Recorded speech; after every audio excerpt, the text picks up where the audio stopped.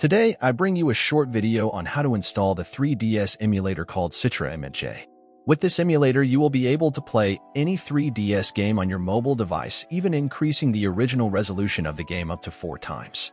For a better experience, I recommend using a gamepad. To download the emulator, you have to go to the link I leave in the video description and select one of the APKs. I use the normal APK, but if you want to unlock some performance, you can try the intuitive versions that make the mobile use more power in the emulator. Just download the APK and install it.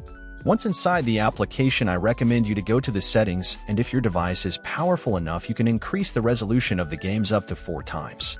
You should also change the region and the system language according to your localization. With this, you can download any 3DS ROM and play it on your mobile devices. I hope you liked the video, and if you want more emulators or similar applications, subscribe.